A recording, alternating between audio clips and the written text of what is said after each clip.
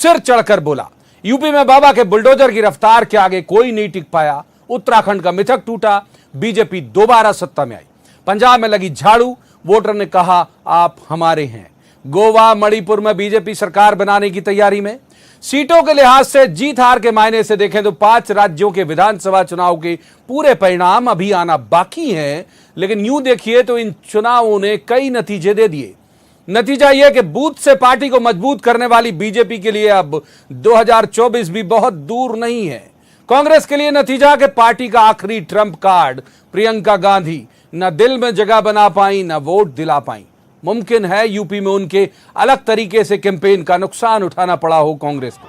कभी देश की सबसे बड़ी पार्टी रही कांग्रेस, यूपी चुनाव के जितने फेज हैं उतनी सीटें नहीं ला पा रही। यूपी में दूसरे नंबर पर रहे अखिलेश यादव ने गेन तो किया, लेकिन समाजवादी सरकार के दौर के दाग जनता के जहन से मिटा नहीं पाए।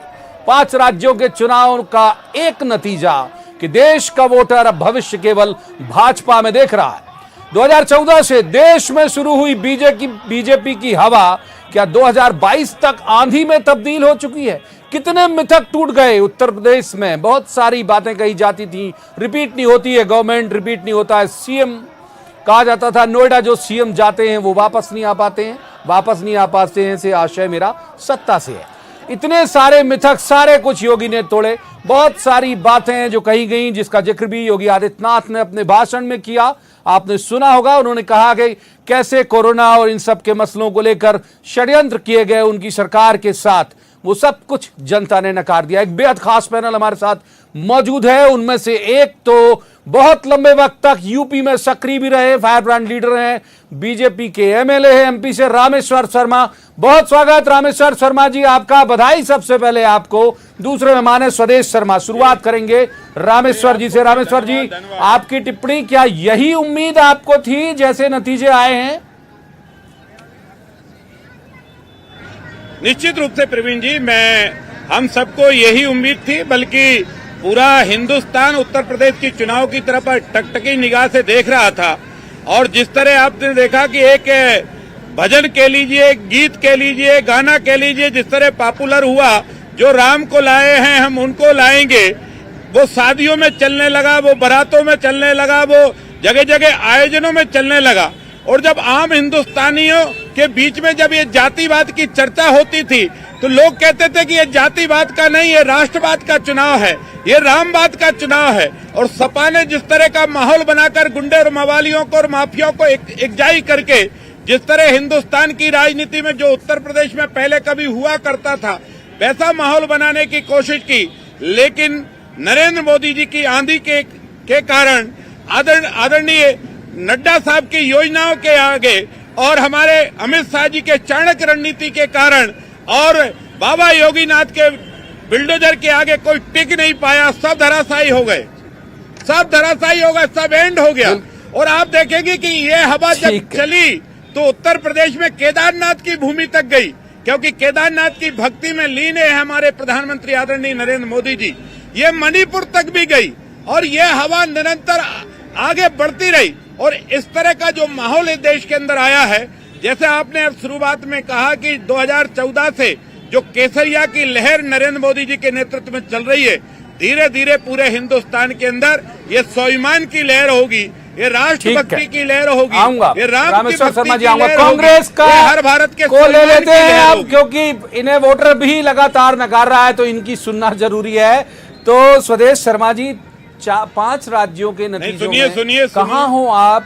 और दूसरी बात के जो रामेश्वर शर्मा जी कह रहे हैं और वो दिख भी रहा है सामने, हमारे दर्शक जो है वो टेली भी देखते जा रहे हैं, जो बहुत खुल के लाउड एंड क्लियर तरीके से बता रही है कि पब्लिक नकार रही है आपको लगातार और बहुत रसातल तक पहुंचाने के लिए इच्छुक मन बना चुकी। प्रवीण जी, सबसे पहले तो ये लोकतंत्र है, लोकतंत्र में जो लोग जीते हैं मैं उनको बधाई देना चाहूँगा न्यूज़ 18 के माध्यम से। रहा सवाल इस बात का कि कांग्रेस कहाँ पर है, तो मैं ये देखता हूँ उत्तर प्रदेश में पिछले चुनाव में हम उतने नहीं थे। आज प्रियंका जी ने चाहे कोरोना के दौरान 1000 बसें खड़ी कर दी हो, भले ही इन्होंने चलने नहीं दी उनको, लेकिन हमने काम किया। कितनी सीटें थी पिछले चुनाव में यूपी में आपकी, इस बार कितनी आई इतनी बसों की? हमने पूरे 403 विधानसभा सीटों पर चुनाव लड़ा, ये हमारे लिए सबसे बड़ी उपलब्धि है। हमारे लिए कार्यकर्ता हमारा खड़ा हो गया है, हर विधानसभा में प्रत्याशी खड़ा हो गया है। हमें निश्चित रूप से इसका आने वाले समय में कोई भी आप बीज बोते हैं प्रवीण जी, तो तुरंत उसका फल या उसका वृक्ष तैयार नहीं हो जाता, वक्त लगता है। अगर आने वाले 2024 के चुनाव में आपको फल जरूर मिलेंगे और कांग्रेस परचम लहराएगी उत्तर प्रदेश में। रहा सवाल इस बात का सभी राज्यों में इस तरह का रहा, तो हम निश्चित रूप से केंद्रीय नेतृत्व हमारा चिंतन करेगा, मनन करेगा कि कहाँ हमसे एक भूल हुई, कहाँ चूक हुई। निश्चित हम उस पर आत्ममंथन करेंगे। कितने चुनाव हार चुके हो आप लोग, ये चिंतन कब तक चलेगा? मतलब हर चुनाव में हम ऐसे ही बैठते हैं और ऐसे ही डिबेट करते हैं। एमपी का छोड़ दें, पिछली बार राजस्थान और छत्तीसगढ़ वाला जो हुआ था, बाकी लगातार हार रहे हो।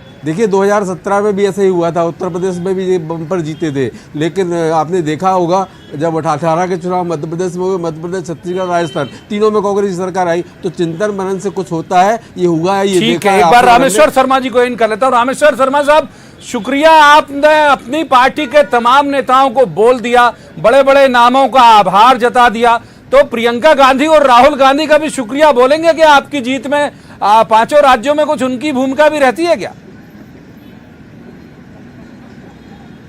नहीं, निश्चित रूप से लोकतंत्र के इस समर में जो मैदान में आया उसको भी धन्यवाद देते हैं। और जिस तरह श्रीमान राहुल गांधी जी भारत में अपना प्रचार कर रहे हैं, भगवान उनको शुभकामनाएं देता हूं मैं, और इसी तरह वो प्रचार अपना आगे करते रहें। और बहन प्रियंका गांधी की भी अच्छी शुरुआत हुई है, मैं उनको मुबारकबाद देता हूं। वो इसी तरह शुरुआत के दौर इस हिंदुस्तान के अंदर करते रहें। हमें कांग्रेस और कांग्रेस परिवार से कोई एलर्जी नहीं है, कोई नाराजी नहीं है। हमें राम का काम करना है, और राम का काम ये परहित का काम है, ये जनहित का काम है। हम उसके विरोधी हैं जो राष्ट्र का विरोधी है, हम उसके दुश्मन हैं जो राम का दुश्मन है। हम उससे लड़ना चाहते हैं जो हिंदुस्तान से लड़ना चाहता है। और इसलिए मेरे प्रधानमंत्री जी ने, देखिए आप, किसी भी स्थिति में रहा हो, भारत के स्वाभिमान से कभी सौदा नहीं किया। जब भी देश पर संकट आया तो छाती लड़ा दी मेरे प्रधानमंत्री जी ने। आज जब यूक्रेन की बात आई तो भी किस तरह लोगों को, सरकार को बदनाम करने की कोशिश की। लेकिन हिंदुस्तानी तो छोड़िए, हम हिंदुस्तानी तो लेकर आए, पर पाकिस्तानी और बांग्लादेश के भी नागरिक अगर वहां परेशान और फंसे थे तो मानवता के नाते हम उनको भी निकाल कर लाए। और हम कभी किसी से शत्रुता नहीं रखते। मैं भाई स्वदेश जी को भी धन्यवाद देता हूं, और हम परमात्मा से ये प्रार्थना करते हैं कि हम विनम्रता से राम का काम करते रहे। अच्छा, एक बात बताइए, आप वहां चूंकि लंबे वक्त तक थे, आपने मैदान में बहुत वहां काम किया। रामेश्वर शर्मा जी, कौन सा एजेंडा आपको लगता है कि इन्होंने तो बहुत माहौल बनाया आपके खिलाफ? इन्होंने किसान आंदोलन बनाया, जिसका जिक्र भी अभी योगी आदित्यनाथ जो उत्तर प्रदेश के मुख्यमंत्री उन्होंने किया। कोरोना में जो डेथ हुई उसका मुद्दा बनाया, लखीमपुर मुद्दा बनाया, हाथरस मुद्दा बनाया। आपके पक्ष में कौन सा मुद्दा चला गया? विपक्ष में तो ये लोग लगातार एजेंडा बनाते रहे, कौन सा एजेंडा काम किया आपको लगता है यूपी में? देखिए, सबसे पहले मोदी जी की ईमानदारी। लोग ये कहते थे कि मोदी है तो मुमकिन है, मतलब मोदी ने जो कहा है सो होगा। तो ये जो भरोसा दिया, हिंदुस्तान को जो भरोसा हुआ मोदी जी पर, पहला तो ये कि पूरा देश मोदी जी पर अटूट विश्वास करता है। और केवल देश ही नहीं करता, जब विपरीत परिस्थिति विदेशों की होती है तो विदेश भी मोदी जी को ही पुकारता है कि मोदी जी हमको बचाओ, मोदी जी हमको संभालो। तो मोदी जी एक भारत के एक ऐसे महापुरुष हैं जो भारत के स्वाभिमान को, भारत माता की शान को और भारत के वैभव को दुनिया में परचम के रूप में फहरा रहे हैं। तो पहला भरोसा मोदी जी पर पूरे देश की जनता का है। दूसरा भरोसा, जो उत्तर प्रदेश आधा हिंदुस्तान कहा जाता है, लगभग 25 करोड़ आबादी है, जिस प्रदेश में बाहुबलियों का राज था, बेटियों को चौराहे पर उनकी हत्या और बलात्कार होते थे, मनचाही लोग गुंडे मवाली दुकानों पर कब्जे कर लेते थे, गरीब के प्लाट पर कब्जे कर लेते थे, सरकार गुंडे और मवालियों के नाम पर हो गई थी। ऐसी परिस्थिति में वहां अगर देखा जाए तो योगी जी की ईमानदारी और योगी जी की कर्मठता चली। बाबा ने कहा न्याय का डंडा चलेगा, अपराधियों को जेल जाना पड़ेगा या उत्तर प्रदेश की धरती छोड़नी पड़ेगी। और बाबा का जो बिल्डोजर का जादू था वो अति था। और दूसरे कांग्रेस ने कितना भरम फैलाया। जब वैक्सीन बनी तो कांग्रेस के नेताओं ने कहा कि वैक्सीन मत लगवाइए, वैक्सीन लगाओगे तो अपंग हो जाओगे, वैक्सीन लगाओगे तो मानसिक विकलांग हो जाओगे। अरे कैसे नेता हो ठीक तुम? है, हिंदुस्तान के एक बार मैं स्वदेश जी को इन कैसे करता नेता हूं, हो? एक बार तुम देश स्वदेश के जी को इन सेना करता हूं। पर स्वदेश जी सवाल खड़े वही करते हो। सवाल जो मैंने उनसे किया वो उसे सकारात्मक तरीके से ले गए, मैं अब बहुत खुल के नकारात्मक तरीके से उस सवाल को पूछ लेता हूं। आपने एक तरह से आपकी लीडरशिप को लोगों ने टेस्ट किया, राहुल गांधी को इसके पहले के भी चुनाव में और अभी भी, प्रियंका जी का इस बार कर लिया। आपको नहीं लगता कि बहुत ज्यादा विचार की जरूरत है कांग्रेस में कि कौन सा ऐसा नेता होगा जो जीत दिलाएगा? कब तक चिंतन और मनन? इतनी साल पुरानी पार्टी चिंतन मनन करती रहेगी क्या? देखिए साहब, ये लोकतंत्र है और हम विश्व के सबसे बड़े लोकतांत्रिक देश हैं और इसमें 2014 में कुछ इस तरह का परिवर्तन हुआ। लोगों के दिमाग में क्या आया कि हमको 2 करोड़ रोजगार हर वर्ष मिलेंगे, हमारे खाते में 15 लाख रुपए डालेंगे, तो भाई पूरी जनरेशन भरोसे में डूब गई। और ऐसी डूबी चुनाव तो अभी हुए 5। सुन तो लीजिए आप, ऐसी डूबी भरोसे में कि वो जनरेशन ये भी नहीं जान पाई गंगा जी में लाशें तैरती रही। ऑक्सीजन गोरखपुर में इनके मुख्यमंत्री जी के खुद के जिले में ऑक्सीजन के अभाव में 70 बच्चों की मौत अस्पताल में हो जाती है, उनको नहीं है याद। गंगा जी में लाशें तैर रही हैं, नहीं है याद उनको। कुल मिलाकर के अभी विधायक जी कह रहे थे कि हम राम राज्य ला रहे हैं, हम राम की सेवा कर रहे हैं। अगर राम की सेवा कर रहे हैं तो राजनीति की क्या जरूरत है? अरे राजनीति कर रहे हैं आप अभी कहते हैं। मैं कह रहा हूं हम नतीजों पर डिस्कस कर रहे हैं और नतीजों के बाद जो संभावित राजनीतिक माहौल होगा उस पर डिस्कस कर रहे हैं। मेरा सवाल यह है, कांग्रेस कहां है? कांग्रेस कहां? विधायक जी ने जो कहा प्रवीण जी, उनकी बात भी जनता को जान लेना चाहिए। अभी भी इनके विधायक की सूची में 87 विधायक जघन्य अपराध की सूची में आते हैं, जिन्होंने जघन्य अपराध पब्लिक ऐसे धनाधन जिता रही भाई। आप कहते हैं गुंडा राज हमने दूर कर दिया। आप ये भाषण हो जाएगा। स्वदेश जी, मैं तो कह रहा हूं हम कट टू कट बात करें। दर्शक पूरे दिन नतीजे देख रहा है, टेली उसे स्क्रीन पर दिख रही है। अब हम उस पर बात करेंगे तो वो भाषण की शक्ल में लगेगा। मेरा कट टू कट सवाल यह है कि कांग्रेस कब तक चिंतन और मनन करेगी?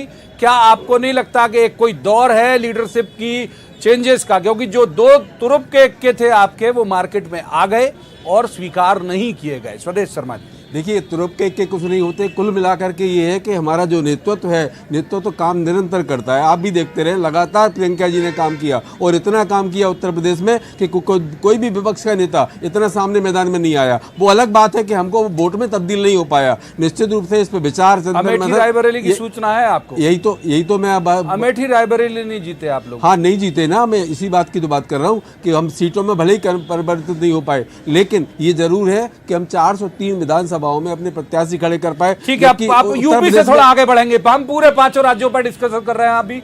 आप एक बार यूपी का छोटा एक जवाब जरूर रामेश्वर शर्मा जी से लेते हैं। रामेश्वर जी, अमेठी और रायबरेली भी नहीं जीत पाए। 2 शायद सपा को मिली, 2 आपको। अभी तक और क्लियर हो जाएगा तो मैं बता दूंगा। हो सकता है मेरे पास कुछ चूक वाला संभावित हो सकता है, लेकिन अभी तक जो मोटा मोटा है वो 2-2 आप दोनों के पास है। अमेठी रायबरेली भी अपनी सीट अगर नहीं जिता पा रहे प्रियंका गांधी और राहुल गांधी, तो कितना बड़ा नेता और कितने बड़े रणनीतिकार आप उन्हें मानते? नहीं, एक तो प्रवीण जी, मैं आपसे माफी चाहते हुए आग्रह करना चाहता हूं कि कांग्रेस को आराम करने दीजिए, उनको तकलीफ मत दीजिए। उनने 70 साल इस देश में बहुत कुछ किया है।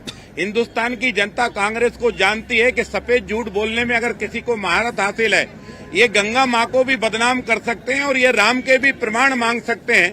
जिस राम को काल्पनिक किया था, बताया था ना कांग्रेस ने, ये राम का बद्दुआ है, ये राम का प्रताप है कि जिस कांग्रेस ने राम को कहा था काल्पनिक है, आज वो पूरी कांग्रेस हिंदुस्तान से काल्पनिक हो जाएगी। आप राम की बात कर रहे हैं विधायक जी। राम के पट अगर किसी ने खुलवाए थे तो राजीव गांधी ने खुलवाए थे, ये आपको याद है? जब आपकी 2 सीटें हुआ करती थी, आपने राम पर राजनीति की, आपने धर्म पर राजनीति की। विधायक जी, हिम्मत नहीं आज है, उस धर्म के सहारे यहाँ तक आपकी नैयत चली गई।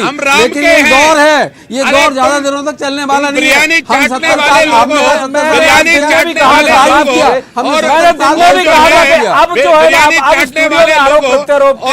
बहुत ज्यादा मायने हैं, क्योंकि रिजल्ट लगभग स्क्रीन पर आ चुका है और वोटर सबसे बड़ा जो है वो निर्णायक होता है। देखिए, उसने दे दिया अपना निर्णय, तो अब किसने क्या किया और किससे वो प्रभावित हुआ है साफ दिख रहा है। वक्त एक ब्रेक का, रामेश्वर जी ब्रेक के लिए रुकते हैं, ब्रेक के बाद हम दोबारा वापस आएंगे और पूरे इस मसले को एक बार ठीक से समझने की कोशिश करेंगे कि किसको फायदा हुआ तो क्यों, और कौन नुकसान यदि कोई उठा रहा है तो क्यों।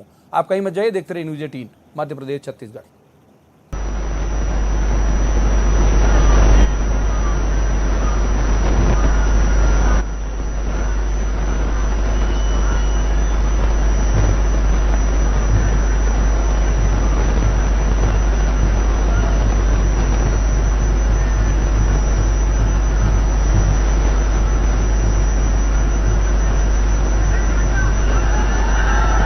केंद्रीय गृह मंत्री अमित शाह पहुंचे हुए हैं। लोग जो उनके कार्यकर्ता राजनाथ सिंह जी हमारे बीच में पधार चुके हैं, भी उनके साथ आप देखिए से राजनाथ सिंह जी का स्वागत किया जाए। उनमें बहुत उत्साह है। राजनाथ सिंह आपको अपनी स्क्रीन पर दिख रहे होंगे। भारत माता की, अभी से कुछ देर के बाद प्रधानमंत्री नरेंद्र मोदी भी पहुंचेंगे और उसके बाद कार्यकर्ताओं को संबोधित करेंगे। बड़ी जीत, तो बड़ी मतलब उनकी रणनीति की बड़ी जीत है। आपने देखा होगा अपने भाषण में भी राजनाथ सिंह का भी जिक्र किया था योगी आदित्यनाथ ने, और तमाम बड़े नेताओं का वहां पहुंचने का सिलसिला जो है वो चल रहा है पार्टी दफ्तर में पहुंच के। और उसके बाद प्रधानमंत्री अपने जो कार्यकर्ताओं का हुजूम है जो बहुत उत्साहित है लगातार मिल रही जीत के बाद, उनको संबोधित करेंगे। आपकी स्क्रीन पर दिख रहे हैं राजनाथ सिंह। भक्ति के सुर में गाते हैं।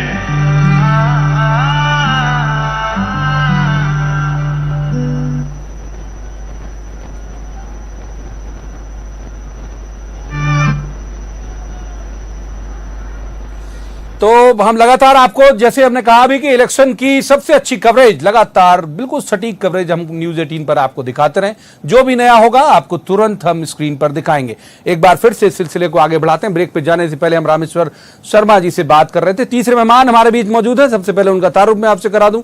मृगेंद्र सिंह है हमारे साथ, बहुत सीनियर जर्नलिस्ट हैं, बहुत अच्छे राजनीतिक विश्लेषक हैं। पहले मृगेंद्र जी के पास, फिर रामेश्वर जी के पास जाऊंगा। मृगेंद्र जी, इस नतीजे को आप कैसे देखते हो? बीजेपी की लगातार हो रही जीत और कांग्रेस जो लगातार पिछड़ रही है, क्या कारण आपको दोनों की फंक्शनिंग में कौन सी चूक दिख रही, या कौन सी, किसकी खामी ज्यादा और किसकी उपलब्धि ज्यादा? मुझे लगता है जिस तरह से जनता का जो रुख है और भारतीय जनता पार्टी की लगातार, उसमें कई कारण हैं। एक तो जो परिवारवाद है कांग्रेस में, एक ही व्यक्ति का अगर मुख्यमंत्री बन गया, उसके बेटे को भी टिकट चाहिए, उसकी बहू को भी टिकट चाहिए, उसकी बेटी को भी टिकट चाहिए। अब ये परंपरा जो कांग्रेस में चली आ रही है, वो के कारण हमें जनता लगातार उनसे कि जो एक आम कार्यकर्ता है उसको तो कभी मौका ही नहीं मिलेगा।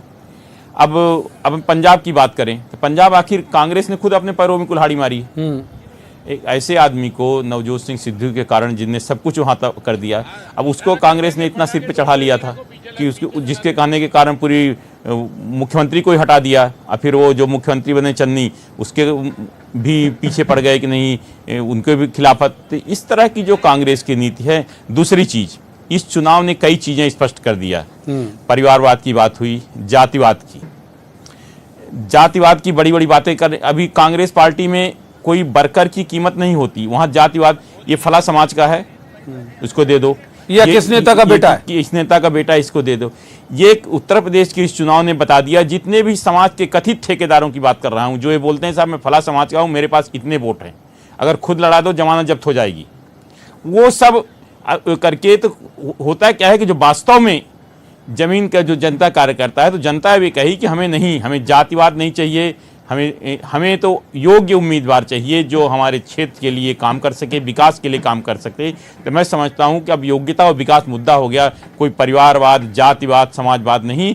इन चीज़ों में बीजेपी देखिए, आपने अगर उठाए बीजेपी ने कितने उम्मीदवारों को टिकट बदल दिए होंगे, लेकिन कांग्रेस के देखिए वही के वही। आज अगर कांग्रेस की औसत निकाली जाए उम्मीदवार जो टिकट दिया होगा तो 60 से ऊपर होगा।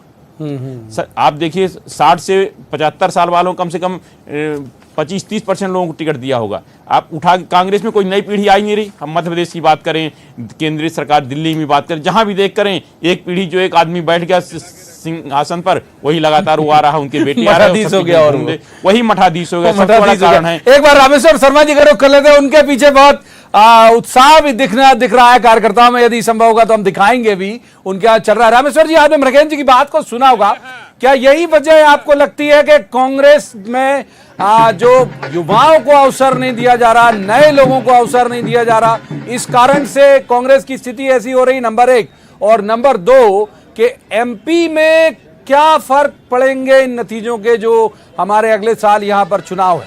रामेश्वर जी। देखिए, एक तो मैं जो माननीय मृगेंद्र जी ने बात की है वो 100% सही है, लेकिन मैं इसे इत्तेफाक नहीं रखता हूं। कांग्रेस जो चल रही है, भगवान इस कांग्रेस को इसी तरह सद्बुद्धि दे और ऐसी ये चलती रहे। और कांग्रेस वो है, मैंने पहले भी कह चुका है, कहे कि राम का जब प्रमाण मांगते हैं, नहीं तो हम तो अच्छा काम कर रहे हैं। मृगेंद्र जी, आप देख रहे हैं, हमारे मुख्यमंत्री जी को देख लीजिए, योगी आदित्यनाथ जी को देख लीजिए, आप कहीं के भी देख लीजिए, भारतीय जनता पार्टी का एक एक कार्यकर्ता हर गांव से लेकर हिंदुस्तान के प्रत्येक प्रदेश में सेवा देगा, विनम्रता के साथ सेवा देगा, मोदी जी के नेतृत्व में सेवा देगा, सड़क बिजली पानी की सेवा देगा, हिंदुस्तान के स्वाभिमान को जिंदा रखने के लिए अपने प्राण दांव पर लगाएगा, राम के अस्तित्व को नकारने वालों से दो दो हाथ करेगा।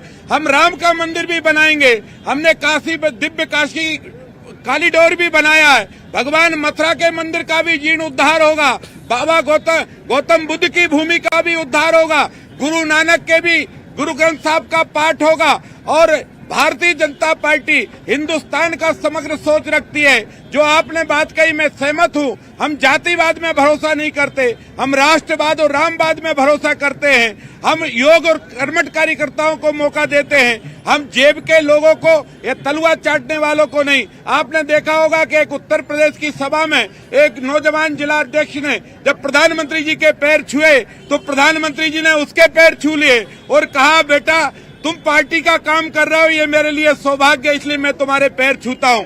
मेरे नेता में इतना साहस है कि वो झुकना जानता है। कांग्रेस की वो जमात है कि इनके वरिष्ठ नेता भी जब सवाल खड़ा करते हैं तो गुलाम नबी आजाद और कपिल सिब्बल जैसे लोगों को दल से बाहर कर दिया जाता है।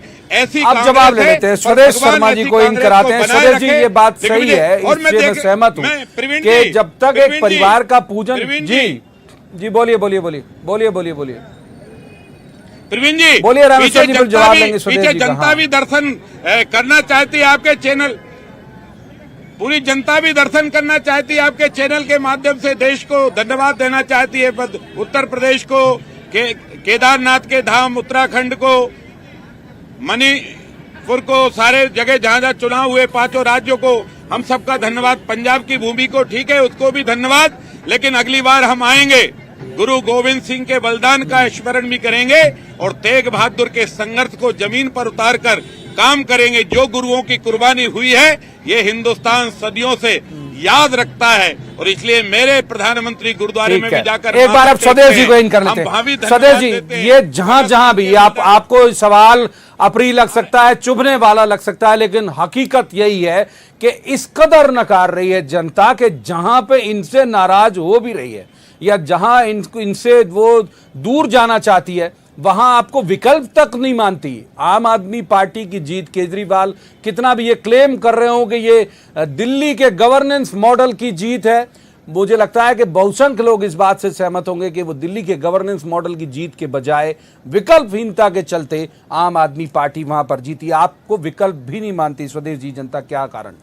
देखिए प्रवीण जी, जो पहली बात तो ये है कि विधायक महोदय, हमारे माननीय विधायक महोदय राजधानी भोपाल के, मध्य प्रदेश के हैं और मध्य प्रदेश की बात करें तो ये राम की बात बार बार कर रहे हैं, बार बार दोहरा रहे हैं। आज हम एमपी में डिस्कस नहीं कर रहे हैं। नहीं, उन्होंने लेकिन वही कहा है, जो बात कही है उन्होंने, तो राज्यसभा इस बात का 2007 में आपके माननीय मुख्यमंत्री शिवराज सिंह जी चौहान ने राम पथ गमन के लिए 10 रुपए बजट दिया था। कोई काम किया? नहीं किया। आपके राज्य में हर जिले में गौ माताओं की हत्या हो रही है। आलमूज बात कर लेते स्वदेश जी प्लीज। मूल बात इसलिए भी कर रहे थे, इलेक्शन की बात कर रहे हैं, वोटर का मानस भी इलेक्शन का डिस्कशन सुनने का है। आरोप प्रत्यारोप का दौर खत्म हो गया, चुनाव हो गया, रिजल्ट आ गए, तो वो क्या वजह है कि आप विकल्प भी नहीं? हम राम का मंदिर भी बना रहे हैं डंके की चोट पर, काशी भी रामेश्वर जी जवाब ले लेते हैं। स्वदेश जी, विकल्प क्यों नहीं मान रही है जनता आपको? जहां गुंजाइश से कॉरिडोर को जाकर देखिए, रामेश्वर जी आऊंगा देखिए, प्लीज। रामेश्वर जी भगवान जवाब हमारे नहीं लिए देते। वोट विकल्प नहीं भी है, नहीं मानते। भगवान हमारे लिए प्राण है। ये लोकतंत्र, प्राण ये है लोकतंत्र भगवान है। हमारे लिए। लोकतंत्र में ये हार जीत आपकी चलती रहती राजनीतिक है। रोटियां एक होंगी। जमाना भाई। था कि भारतीय जनता पार्टी की 2 सीटें हुआ करती थी। और एक इसे जमाना भगवान था आपको जब हमने हराता अपनी रहे, सीटें हमारी खाली करके इनके शुभकामनाएं। बड़े नेताओं को विपक्ष में बिठाने का काम किया था। आज वो दौर आ गया है कि माननीय प्रधानमंत्री कहते हैं हमें कांग्रेस मुक्त भारत चाहिए, हमें विपक्ष मुक्त भारत चाहिए, जबकि हमारा संविधान कहता है कि सत्ता की जितनी महत्वता है संविधान में उतनी ही विपक्ष की भी है।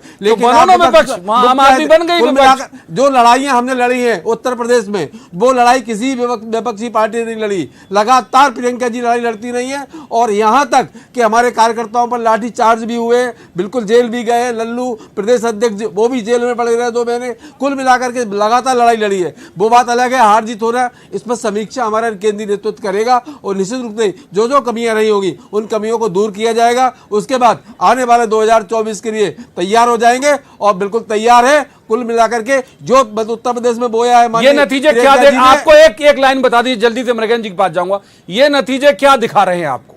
ये नतीजे हमको विवश कर रहे हैं कि आपने जहां कमी छोड़ी है उस कमी को सुधारिए, उसके बाद फिर लड़िए, फिर जीतिए, फिर लड़िए, हारिए, जीतिए, कुछ भी करिए, लेकिन लगातार लड़ते रहिए। हम जनता के लिए लड़ते हैं, जनता के लिए काम करते हैं। कुर्सी ठीक है हमारा मृगन जी, उद्देश्य नहीं है, कुर्सी मृगन हमारा जी लक्ष्य आपको नहीं ही है। बहुत वक्त दिया। मृगन जी, ये नतीजे क्या दिखा रहे हैं कांग्रेस को आपकी नजर में? और दूसरी बात कि जो मैंने उनसे पूछा कि क्यों विकल्प तक नहीं बन पा रही है, इतनी पुरानी पार्टी विकल्प भी नहीं बन पा रही है। विकल्प बना तो आप, तो विकल्प भी नहीं मानती इन्हें पब्लिक। देखिए ऐसा है कि कांग्रेस जो अभी भी मैं फिर कर रहा हूँ, जो पुरानी सोच चल रही, फिर पुराने लोगों को जातिवाद, भ्रष्टाचार, परिवारवाद, ये सब चीज़ें ऐसी हैं जो अब आज की जनता, पढ़ी लिखी जो जनता है, उसको स्वीकार नहीं करती है। आप भ्रष्टाचार की बात करें, परिवारवाद की बात करें, माफिया की बात करें, आप देखिए जो इस चुनाव ने बहुत सारी चीज़ें सिखाई है। एक तो देखिए जितने भी माफिया थे सब चुनाव हार गए, लग गए। हाँ, जितने जाति राजनीति करते थे, बसपा से ज्यादा जातिवादी राजनीति कौन करता था? हाँ। क्या हालत है, 1 सीट में सिमट गई। हाँ, हाँ। उसके बावजूद भी हमारी कांग्रेस पार्टी को विकास की बात नहीं करती। जातिवाद, ये थोड़ा इस वर्ग से है इसलिए इसको प्रदेश अध्यक्ष बना दो, ये इस वर्ग के है इसलिए इसको टिकट दे दो, ये नहीं देखती कि हमारे योग्य उम्मीदवार कौन है। अच्छा, एक बात इनकी लीडरशिप पे कर लेते हैं मृगन जी के। राहुल गांधी जैसे हमने कहा कि भाई अभी वो कह भी रहे हैं, उन्होंने साफ नहीं कहा रामेश्वर जी ने, लेकिन आज दिन भर से हम लोगों की जिनसे भी बात हुई वो कह रहे हैं भाई शुभंकर है हमारे लिए, वो करते रहे प्रचार, हम जीतते जाएंगे। अब प्रियंका भी, आपको नहीं लगता कि उत्तर प्रदेश इलेक्शन के बाद, इतनी लड़की हूं, लड़ सकती हूं, कई तरह का कैंपेन चलाने के बाद, अब प्रियंका भी इस तरह से अगर हम कहें तो एक्सपोज हैं कि अब ये भी शायद बीजेपी से लड़ने के लिए अकेले पर्याप्त नहीं हो पाएंगी? निश्चित रूप से जो हालात हैं तो यही बता रहे हैं कि प्रियंका जी भी लड़ने के लिए अकेले, लेकिन यूपी की जो स्थितियां थी वो अलग थी। अगर और राज्य जितनी मेहनत यूपी में की, शायद और राज्यों में किया होता तो स्थिति कुछ और होती, क्योंकि यूपी में भारतीय कांग्रेस पूरी तरह से खत्म हो चुकी है। वहाँ ना संगठन में था। देखिए जो उनके रायबरेली जैसी सीट, आप एक विधायक जो जीती थी उसको आप नहीं रख पाए। इनके जो कांग्रेस के नेता हैं, जो वरिष्ठ नेता हैं, उनके पास जो सबसे बड़ी दिक्कत है, उनके पास समय नहीं है न विधायकों से मिलने के लिए, कार्यकर्ताओं से मिलने के लिए, आम जनता से मिलने के लिए। आप जो राष्ट्रीय नेतृत्व है कांग्रेस का, उसके पास विधायक 15-15 दिन पड़े रहते हैं, मिलने का टाइम नहीं रहता। जब तक आप मिलोगे नहीं, लोकतंत्र में सबसे ज़्यादा जरूरी है संवाद। आप किसी की सुनेंगे नहीं। हर जिले को एक एक ठेकेदार बना दिया, हर जिले को एक एक ठेकेदार, हर प्रदेश को, वो जो बोल दें फाइनल है। आम कार्यकर्ता की बात जो कांग्रेस में नहीं सुनी जाती। आज कांग्रेस में पद कैसे बढ़ते हैं? जो नेताओं के चक्कर लगाए चारों तरफ दिल्ली भोपाल, उसको पद मिल जाते हैं। और जो वास्तव में कांग्रेस कार्यकर्ता जो जमीन पर संघर्ष करता है, गांव में संघर्ष करता है, उसको कोई पूछने वाला नहीं है। आज मध्य प्रदेश कांग्रेस उठाई थी, कितने पदाधिकारी किसी को नहीं मालूम है। उन पदाधिकारियों से ये पूछिए कि आप कभी पार्षद का चुनाव जीत सकते हो, लड़े हो? नहीं, बस हम नेताओं के चक्कर लगाते हैं, चक्करगिंदी। तो ये जब तक नहीं समाप्त होता कांग्रेस को सबसे पहले। अब ये बताइए कि 2 साल से कांग्रेस अपना राष्ट्रीय अध्यक्ष नहीं बना पा रही। कार्यवाहक सोनिया जी चल रही, सोनिया जी की उम्र भी ज़्यादा हो चुकी, स्वस्थ भी नहीं रहती। हमने कहा जिसको बनाओ कम से कम एक नेतृत्व तो होना चाहिए, कुछ नहीं है। आप राष्ट्रीय कार्यकारिणी देखिए कांग्रेस के शुरू से अंत तक, जो आज से 40 साल पहले आप जो महासचिवों के नाम सुने थे आज भी वही है। अब भारतीय जनता पार्टी किसी दल को देखिए आज से 20 साल पहले, कौन तो कोई नाम ही याद नहीं होगा आपको। ठीक बात। किसी सदैव युवा- जी इस किसी बार युवा को इसका किसी जवाब स्टेट में जरूर सामने नहीं आपको आने देना दे- पड़ेगा। देखिए देना चाह रहे हैं। इनकी पार्टी में इतने सारे रामेश्वर जी की पार्टी में इतने सारे कंट्रोलिंग अथॉरिटी हैं जो मॉनिटर करते हैं लगातार, इनके राष्ट्रीय अध्यक्ष, इनका संघ, इनके यहाँ के बाकी के लीडर, ये पन्ना पर प्रभारी, पेज प्रभारी, नीचे तक गए हुए हैं। अभी कुछ त्रिदेव का कंसेप्ट ये लोग लेके आए हैं। आप लोग सक्रिय होते हो जब बिल्कुल इलेक्शन मुहाने पे होता है। अभी भी एमपी में कांग्रेस वैसी सक्रिय नहीं है। मैं एमपी का जिक्र इसलिए करूंगा कि रीजनल है हमारा चैनल, अभी भी वैसी सक्रिय नहीं है। आप सक्रिय हो गए जब बिल्कुल चुनाव मुहाने पे आ जाएगा। स्वदेश जी देखिए, ऐसे में कैसे जीतोगे? देखिए बिल्कुल प्रवीण जी बहुत अच्छा सवाल किया, और मैं न्यूज़ 18 के दर्शकों को ये बता देना चाहता हूँ कि मध्य प्रदेश में कांग्रेस बहुत तबीयत से, पूरी मेहनत से, पूरी शिद्दत से काम कर रही है। हर संगठन, हर विंग काम कर रहा है। यूथ कांग्रेस 1 बूथ 5 यूथ के फार्मूले पर 5000 तक बूथों पर अभी कर चुकी है, और 65,000 तक करना है उसे जून के महीने तक। और जो लोग इसमें निष्क्रिय पाए जाएंगे उनको चेंज भी करेगी। प्रदेश युवक कांग्रेस के अध्यक्ष ने घोषणा कर दी है, आदेश दे दिया है कि जो निष्क्रिय होंगे उनको हटा भी दिया जाएगा, दूसरों को मौका दिया जाएगा। रहा सवाल यूथ की नई टीम तैयार करना, माननीय कमलनाथ जी के मंत्रिमंडल में आपने देखा होगा 50% युवाओं को मंत्रिमंडल में शामिल किया था, क्योंकि हम नई जनरेशन को पैदा करना चाहते हैं, उनको बढ़ाना चाहते हैं। राहुल गांधी जी ने टैलेंट हंट के माध्यम से बहुत सारे युवाओं को मौका दिया। मैं भी एक ग्रामीण अंचल का व्यक्ति, खारिज कर रही आपके मानोगे कबाब। देखिए जनता आज खारिज कर रही है, लेकिन हमेशा खारिज नहीं करती रहेगी। हम निरंतर काम ठीक है करेंगे। रामेश्वर जनता शर्मा के जी, लिए ये काम उम्मीद करेंगे। से हैं अभी भी, ये कह रहे हैं कि अभी ठीक है ये कुछ चुनावों में खारिज कर दिया गया हो राहुल गांधी को या प्रियंका गांधी जी को, वो कह रहे हैं हमेशा खारिज नहीं करेंगी, वापसी की उम्मीद है इन्हें। रामेश्वर जी आपकी टिप्पणी। प्रवीण जी, मैं आपसे प्रार्थना कर रहा हूं, आप उनको मत उकसाइए, वो सही चल रहे हैं, उनको आराम करने दीजिए। बहुत संघर्ष कर लिया है उनने, कितना संघर्ष किया ये देश जानता है। इसलिए कांग्रेस जहां है भगवान उसको वहीं मुबारक रखे, वहीं खुशी रखे, वहीं आनंद रहे। हम जनता की सेवा करने के लिए तैयार है ना। हमारा प्रधानमंत्री सड़क पर झाड़ू लगाने के लिए तैयार है, हमारा चीफ मिनिस्टर घर घर द्वार द्वार पर जाने के लिए तैयार है, हमारे एक एक जनप्रतिनिधि जनता की झूठी पत्तल उठाने के लिए तैयार है। हम जातिवादी नहीं है, हम राष्ट्रवादी हैं। और आप तो आज आनंद के लड्डू बंटने दीजिए, ये ढोल लंगाड़े लेकर कार्यकर्ता खड़े, थोड़ा इसका आनंद लीजिए। सबको इसकी बधाई और शुभकामनाएं देना चाहते हैं। हम चाहते हैं कि ये जरा आप दिखाइए। चलिए एक बार दिखाते हैं, जरूर जरूर दिखाते हैं, दिखाइए। मैं कैमरामैन से कहूंगा कि जरा थोड़ा सा वाइट फ्रेम बनाए, एक बार दिखाइए वहां रामेश्वर शर्मा जी के यहाँ जो आतिशबाजी और ढोल नगाड़े हो रहे हैं वो देखें, दर्शक भी देखें, फिर उसके बाद मगन जी के पास जाएंगे। जल्दी सब लोग आप, मैं खुद आपका कैमरा ले जाके दिखा दूं। रामेश्वर जी ने वहाँ काम किया है, इसीलिए उत्साह भी बहुत है। लगा के दो, मैं आपको दिखा रहा हूं, आप आइए।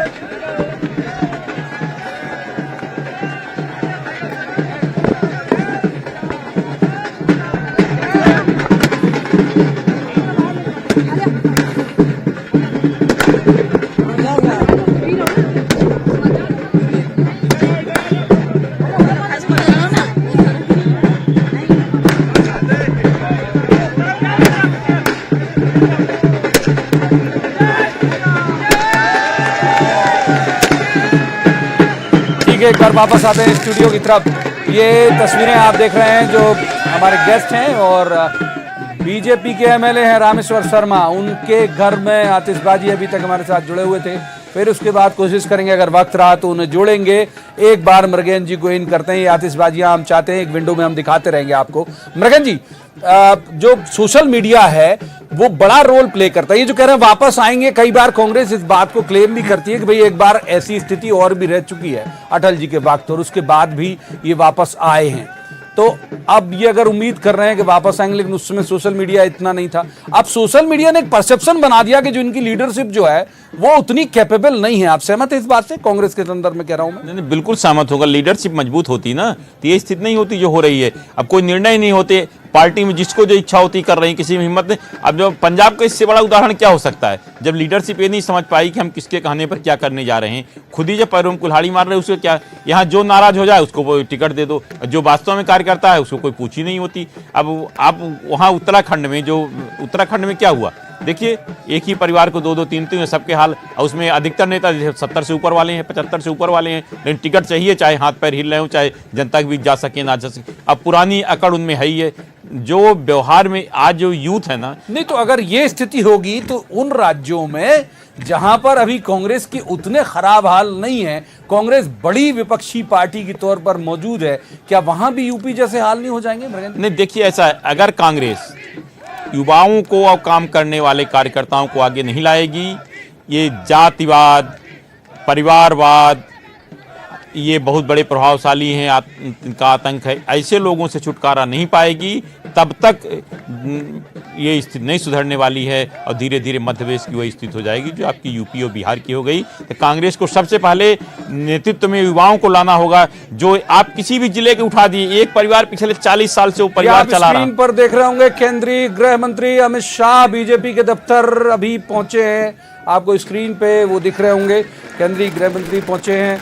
और रक्षा मंत्री की तस्वीरें हमने पहले ही दिखाई, बहुत जल्दी प्रधानमंत्री भी पहुंचेंगे और अभी जो तय समय हुआ है उसके मुताबिक संभवतः 7 बजे वो कार्यकर्ताओं को संबोधित करेंगे, शुक्रिया अदा करेंगे जिस तरह का उन्हें मैंडेट जो वोटर ने दिया है 5 राज्यों में। एक बार स्वदेश जी का रुख फिर से कर लेते हैं। स्वदेश जी, जो चिंताजनक स्थिति की तरफ रामेश्वर जी कह रहे हैं कि स्वदेश जी को कष्ट मत दो, हम लोग हैं, हम लोग कर लेंगे, हमारे पीएम झाड़ू भी लगा लेते हैं, हमारे मुख्यमंत्री घर घर चले जाते हैं, हम लोग कर लेंगे सेवा, आपको मौका मतलब कष्ट ना दिया जाए। लेकिन फिर भी इस तरह का चिंतन पार्टी के अंदर नहीं चलता कि ये लोग गांव-गांव तक घुसे हुए हैं, इनके बूथ, पन्ना, पेज सबके प्रभारी बन गए, कांग्रेस की तैयारी वैसी नहीं दिखती। देखिए, कांग्रेस में मंडलम सेक्टर से लेकर के सब जगह के प्रभारी बन चुके हैं, सब जगह जमीन में काम कर रहे हैं। इनके अजय बिश्नोई मंत्री जी ने उस दिन मीटिंग के बाद बयान भी दिया मीडिया में कि कमलनाथ जी जिस तरह से काम कर रहे हैं, कांग्रेस जिस तरह से काम कर रही है, हमारे अंदर प्रतिस्पर्धा पैदा हो रही है।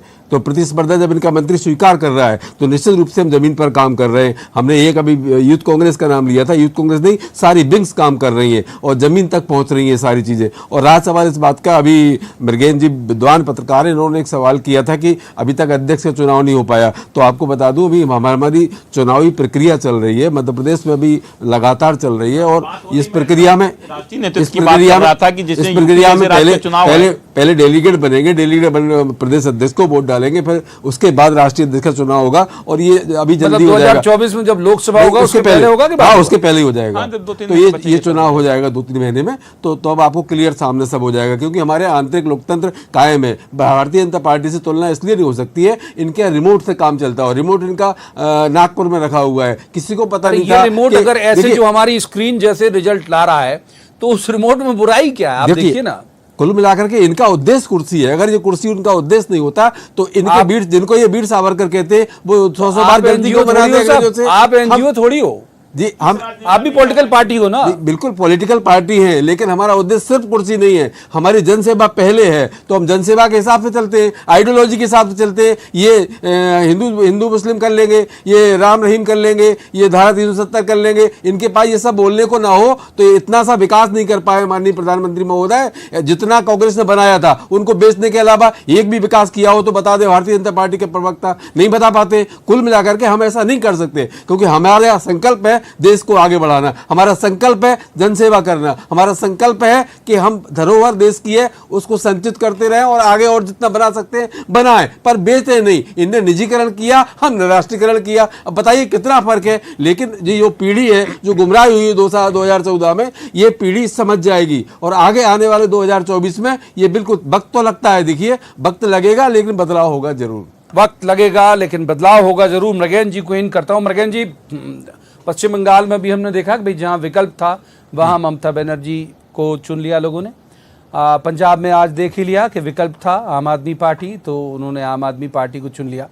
तो कांग्रेस, आज केजरीवाल ने अपने भाषण में कहा, दिल्ली के मुख्यमंत्री ने जब वो पंजाब में पहुंचे थे लोगों का शुक्रिया अदा करने, तब उन्होंने कहा कि बहुत जल्द हम एक सशक्त विपक्ष के तौर पर देश भर में खड़े होंगे। ऐसी कोई उम्मीद आपको लगती है कि कोई रीजनल पार्टी बीजेपी के खिलाफ खड़ी होगी और कांग्रेस जो है वो रीजनल पार्टी की तरह हो जाएगी परफॉर्मेंस के हिसाब से? नहीं, देखिए जिस तरह से हालात हैं तो ऐसी होने वाली। कांग्रेस की जैसे अब बात लोकतंत्र की हो रही थी, कांग्रेस में तय है कि किसको राष्ट्रीय अध्यक्ष बनना है। ये कहाँ लोकतंत्र हो? बीजेपी में कोई तय नहीं होता। अब उन्हीं जिस चेहरे को बार बार अगर देश की जनता नहीं चाह रही या बार बार हार हो रही तो होता है उसमें कुछ बदलाव किया जाए। लेकिन कोई बदलाव नहीं होता। अभी ये बोल रहे थे कि चुनाव हो रहे, भाई मैं सवाल ये उठा रहा था कि उत्तर प्रदेश जैसे राज्य के चुनाव है और आपके पास कार्यकारी अध्यक्ष हैं, कोई उसमें अब जिसको आपने बताई लगातार 2 चुनाव हार रहा, खुद भी जिसकी जमानत जब्त हो जाती, उसको आपने वहाँ प्रदेश अध्यक्ष बना रखा है कि सिर्फ इसलिए कि जाति समीकरण। वहां सिद्धू हार गए, पंजाब में इनके प्रदेश अध्यक्ष, सीएम कैंडिडेट दोनों जगह से हार गए। अटल बिहारी वाजपेयी भी हारे थे। अब ये तो हार जीत है, लोकतंत्र है साहब, जनता जमहूरियत में भगवान होती है और ये जनसेवक होते हैं, हार जीत लगी रहती है साहब। तो स्वदेश जी, आप कह रहे हो कि हार जीत लगी रहती है और इसमें, लेकिन चलिए ठीक है, हर बात का आप तर्क दें, आपकी तो पॉलिटिकल एक तरह की मजबूरी भी है और मैं उसे स्वीकार भी करता हूं, समझता भी हूं। मूल बात यह है कि जैसे मृगेन जी ने कहा कि भाई इधर कितने चेहरे, इतने चेहरे नए नए आगे भी। बीडी शर्मा जी किस परिवार से हैं, मतलब पॉलिटिकल परिवार से नहीं पता, बीजेपी उठाती है, कहती है आप प्रदेश अध्यक्ष, मैं ही कितने प्रदेश अध्यक्ष यहां देख चुका, राष्ट्रीय अध्यक्ष वहां देख चुका अपने पूरे करियर के दौरान। आपके यहां हम एक ही एक परिवार देख रहे हैं अभी तक। तो फिर ये बात मानो ना कि इसको लेके आपके यहां सवाल भी उठते हैं कि भाई अगर मान लीजिए लीडरशिप नहीं चल पा रही है, काम नहीं कर पा रही, तो फिर बदलाव लाजमी है। स्वदेश जी, देखिए ये वो परिवार है, राजीव गांधी ने देश के लिए आतंकवादियों का शिकार हुए और उनकी हत्या हुई, इंदिरा जी देश के लिए आतंकवादियों की शिकार हुई और उनकी हत्या हुई, ये बलदानी परिवार है। पंडित जवाहरलाल नेहरू देश के लिए संघर्ष करते हुए 11 साल जेल में रहे, ये वो परिवार, उनकी कुर्बानियां कौन भूल सकता है। और कांग्रेस तो राष्ट्रपिता महात्मा गांधी और सरदार भगत सिंह, चंद्रशेखर आजाद, सुभाष चंद्र बोस इनकी अनुयायी रही है। ये हम देशभक्ति का सर्टिफिकेट हमें इनसे नहीं चाहिए। ये माफी वीर लोगों को वीर बोलते हैं, ये देश की आजादी में कभी हिस्सा नहीं लेते हैं। एक व्यक्ति जेल के डालने के डर के मारे जिन्हें सावरकर कहते हैं, आप उनसे तुलना कैसे हो सकती है। ये राम रहीम कर सकते हैं, ये हिंदू मुस्लिम कर सकते हैं, पर हम नहीं कर सकते। हम ये जानते हैं हमारा संविधान, हिंदू मुस्लिम सिख ईसाई आपस में सब भाई भाई, हम अपनी आइडियोलॉजी कैसे बदल सकते हैं, यही देश की खूबसूरती है। ठीक है, मृगेन जी को इन कर लेते हैं एक बार। मृगेन जी बहुत आत्ममुग्ध हैं, ये इनका कहना है कि नहीं बदलेंगे और सिर्फ यही पैमाना कि यदि परिवार में बहुत सारे लोग शहीद हुए हैं तो वो लीड करते रहेंगे लगातार, इनकी बात से ऐसे ध्वनित हो रहा। नहीं देखिए, अगर यही पैमाना है, लोग समझ नहीं पा रहे, जनता हर बार, अब ठीक है जब तक जनता ने उनको दिया परिवार, लेकिन अगर जनता नहीं चाह रही है लगातार, तो निश्चित रूप से कुछ ना कुछ बदलाव करना चाहिए। अब ये मैं फिर से वही बात पे आना चाहता हूं कि उत्तर प्रदेश आपको राष्ट्रीय अध्यक्ष कितने दिन से बात चल रही, कार्यकारी अध्यक्ष चुनाव की प्रक्रिया देखो, चुनाव आता 6 महीने 8 महीने बढ़ा दिया जाता है। तो जब तक एक सबल नेतृत्व नहीं आएगा, आप तो कांग्रेस के उठा के देख लीजिए, हर प्रदेश में 2 3 4 जो थे तो उन्हीं की पीढ़ी लगातार चलती आ रही, चाहे यूथ कांग्रेस में देख लिए, चाहे यूनियन कांग्रेस में, उसको किसी भी आप ऐसे आदमी को, कोई गरीब का कार्यकर्ता जो जमीन से जुड़ा हो, उसको आकर आप उठा के क्या रखा है, क्या किसी को कोई जिम्मेदारी दी गई क्या? ठीक है, माफ कीजिए, वक्त इतनी ही चर्चा की इजाजत देता। बहुत शुक्रिया दोनों मेहमानों का, रामेश्वर शर्मा जी का भी, जो अब आतिशबाजी चलाने के लिए यहां से जा चुके हैं। लगातार दर्शकों ने न्यूज 18 पर सबसे तेज, सबसे सटीक कवरेज देखी। आगे भी आप जो भी पॉलिटिकल डेवलपमेंट होंगे इन 5 राज्यों में, इसकी भी सूचना लेते रहेंगे और मध्य प्रदेश में क्या इसके रिएक्शन हो रहे हैं ये भी आपको मिलता रहेगा। अभी की इस चर्चा के लिए इतना ही। आप देखते रहिए न्यूज 18 मध्य प्रदेश छत्तीसगढ़।